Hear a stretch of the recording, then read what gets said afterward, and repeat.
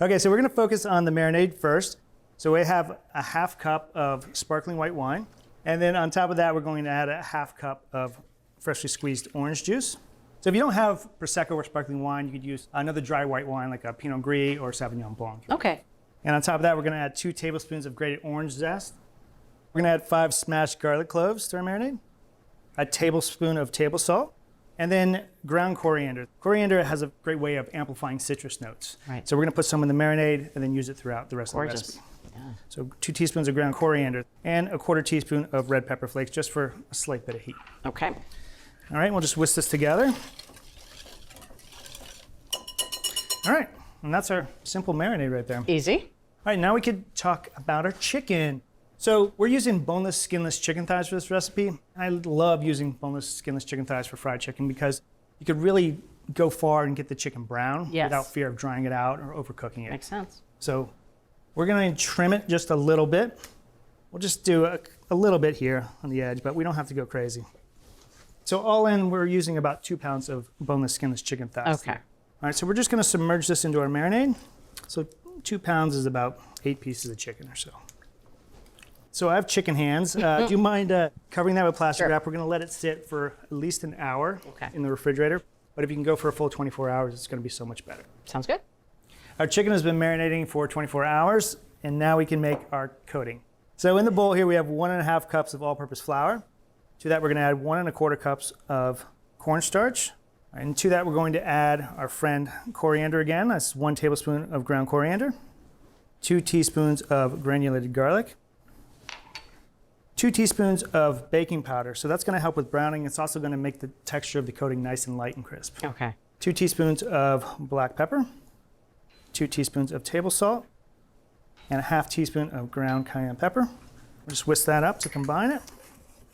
So this is just combined nicely. And now we're gonna rely on an old cook's country trick for making extra crunchy fried chicken. We're gonna add a little bit of water. This is 3 tablespoons of water to our flour mixture. And then we're gonna rub this together with our hands to create these little craggy bits. All right, so as we rub this together, we're looking for it to have these little bits of essentially dough balls in the flour. Nice little craggy bits. Now we're going to drop our chicken into our craggy bit filled flour mixture. Okay. So we're just gonna take the chicken, let some of the liquid drip off of it just a bit, and we're gonna drop it into our flour. And just wanna press on the chicken to make sure all that flour really sticks to it. And I flip it over a couple times. So just like that, and we're gonna throw it onto our baking sheet here. We'll just repeat. All right, so we'll continue to coat our chicken 1 piece at a time. And once it's all coated, we're gonna drop this tray into the refrigerator uncovered. And we're gonna let it sit for a good 30 minutes or up to 2 hours. And during that time, the coating is really going to adhere to the chicken. So when we fry it, that coating doesn't peel off. Okay, perfect. All right, our chicken has been chilling in the refrigerator for a good 2 hours. And you can see that the coating is a little bit more hydrated than it was when we put it in there. Yep. So we know that coating is gonna stick to the chicken. Great. All right, so we have 2 quarts of oil here. We're bringing it up to 350 degrees, and then we can drop in half of our chicken. I'm using vegetable oil, but you can use peanut oil if you like. Just lay our chicken into the oil. There's nothing like the smell of fried chicken hitting the hot oil. Absolutely. So we're gonna let this go for good 7 minutes or so until the chicken is nicely browned and it hits at least 175 degrees. It's okay if it tiptoes a little bit past that because, like I said, chicken thighs are very resilient and they can take a little browning. It's been about 7 minutes. We can take a look at our chicken bubbling away nicely here.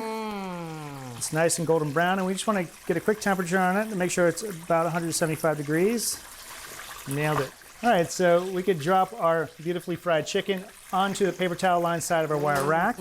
And what we're gonna do here is, I always like to line half the rack with paper towels and leave the other half without the paper towels. Exposed. Exposed. Totally exposed. And this is just to kind of wick away the surface oil on the chicken, so I'll just flip it over quickly. Boom. And then I'll slide it over here so the air can circulate around it.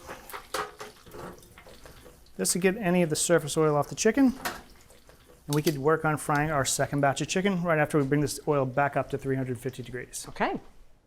Okay, our chicken has been cooling, and just as promised, we are going to build our sandwiches just like they do at Biscuit Head. This feels very brunchy. I'm Oh, all does, in. It does. Okay, one last time with the coriander.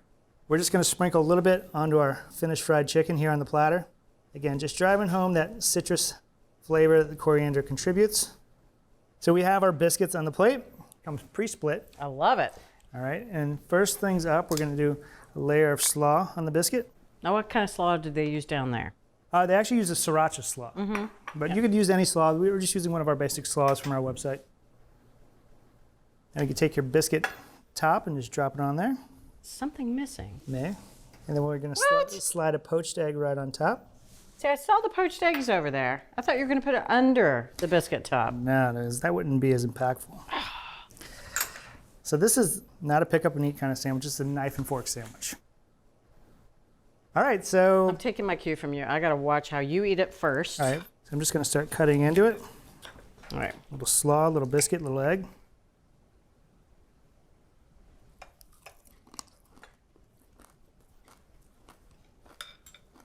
That chicken, unbelievable. I just want a piece of the chicken alone. Yeah, orange really comes through. You think mimosa chicken, a little bit of orange flavor in there, but it's really that essence, but also the coriander. Tastes gorgeous.